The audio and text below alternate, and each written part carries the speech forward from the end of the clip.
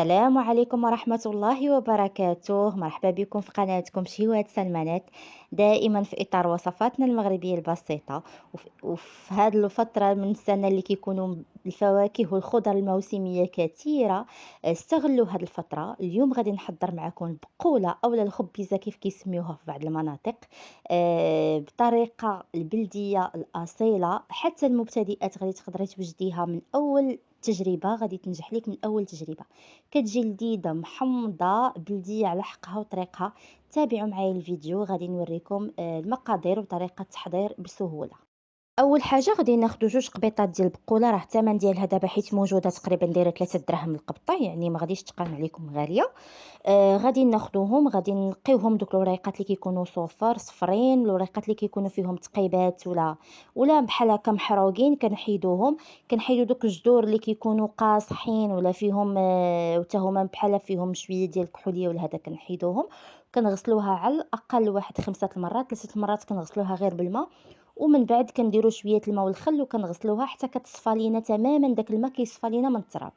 وكنخليوها في واحد الشبيكه تقطر على راحتها، واحد ساعه المكانه ولا هذا حتى تقطر. ما بغيتوش تخليوها تقطر كتنشفوها بالمنديل. من بعد كتاخديها. انا بالنسبه لي هنا راه حيدت دوك العويدات لانني بان ليا بيضين من الداخل وقاصحين. دونك قطعتهم ما استعملتهمش. الا كانوا دوك العويدات فتيين كتخليهم. كتاخديها كتقطعيها يا اما بالموس، غير دوك العبيدات خاصك تقطعيهم مزيان يكونوا رقاق. وعاد تقطعي الوراق. اولا لا عندك الهاشوار تقدري تضربيها في الهاشوار، غير ما تنيليهاش بزاف. وعاد كتستعمليها. وبالنسبه لطريقه التحضير، انا هنايا خديت البقوله راه قطعتها بالهاشوار، يعني نتوما على حساب شنو متوفر عندكم. غير لك الهاشوار حاولوا ما تنيلوهاش بزاف باش ما تجيكمش ما زويناش. وهنا خديت تقريبا ربيطه ديال المعدنوس ونص ربطه ديال قبطه ديال القزبور. المعدنوس يكون غالب. حامضه اللي حيت ليها اللب ديالها والقشور غنخليهم مزيين. 6 الفصوص ديال الثومه مليحه. معلقه ديال الكمون، معلقه ديال التحميره، نص معلقه ديال القزبور، نص كاس ديال الحامض معصر، والزيت حسب الذوق، والزيتون الاحمر للتزيين. وبالنسبه لطريقه التحضير اللي ما كاينش ما سهل منها، غادي تاخدي واحد الكسكاس. انا مهم هنا راه دايره البرمه ديالي فيها الماء كيسخن، لان خاص يكون الماء سخون عاد ندير البقوله ديالي تفور. غادي نفورها اولا غادي نبخرها. غادي ناخذ الكسكاس غندير فيه البقوله، غندير فيه فصوص ديال الثوم، وغادي ندير فيه المعدنوس والقزبر. كنعاود ناكد لكم ان الكميه ديال المعدنوس خاصها تكون اكثر من الكميه ديال القزبر، لانني غادي نستعمل شويه ديال القزبر مطحون. غادي نخليها كتفور تقريبا نصف ساعه. ومن بعد غادي نقلبها. الا لقيت هذوك العويدات مازالين شادين شويه نقدر نزيد واحد 5 أو 10 دقائق. فقط هذه كتبقى اسهل طريقه من انك ديريها في الكوكوط وتقدر تلصق ليك، تقدر الكوكوط تكون كتحرق، تقدر يعني كتبقى كتاخدي واحد لو ريسك. من الاحسن انك ديريها كمبتدئه ديريها في البرمه، وكتبقى اسهل طريقه. هنا غادي ناخذ واحد المقلاة او ناخذ واحد الطنجره او حتى الطاجين. طاجين البلدي ديالنا ديال الطين باش نشحر فيه البقوله ديالي. كيف كتشوفوا راه كتجي صافي غير كتفور كطيح، ما كتبقاش واقفه، كتبان لكم انها طاحت. وغادي نزيد عليها باقي المكونات اللي عندي في المقادير ديالي. غادي نزيد عليها اللب ديال الحامض اللي انا ديجا قربته. وغادي نزيد شويه الملح حسب الذوق.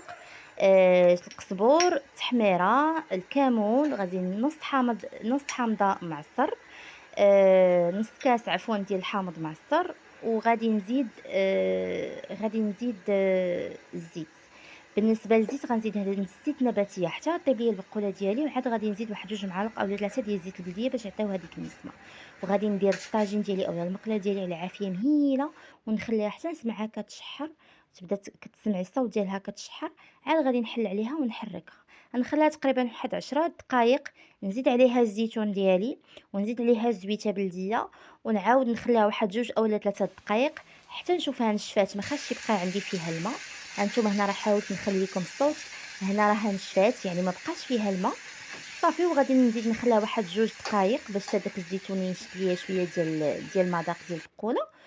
وغادي نحطها في طبق تقديم، راه كتجي لذيذة. أنا من عشاق، أنا شخصيًا من عشاق الطبخ المغربي ديالنا والوصفات البلدية، راه كنحماق عليهم.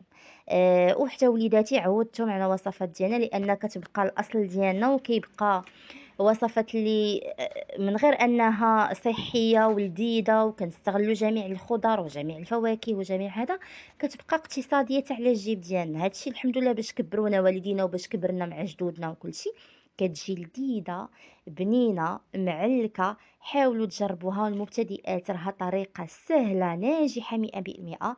هنايا غادي نزينها بداك القشور ديال الحامض اللي بقى عندي، وانتم كيبقى لكم الاختيار في التزيين. نسيت، تقدر، أنا بالنسبة ليا ما كناكلش الحار، مي نتوما تقدروا تزيدوا فيها الحار.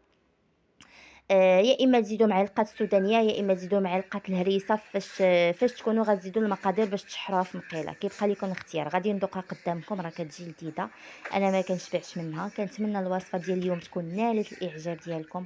ما تنساوش تشاركوا الفيديو مع الأصدقاء ديالكم، وفي مواقع التواصل الاجتماعي. الدعم ديالكم دائما كيشجعنا وكيفرحنا. شكرا لكم على المتابعة، وإلى الفيديو القادم إن شاء الله.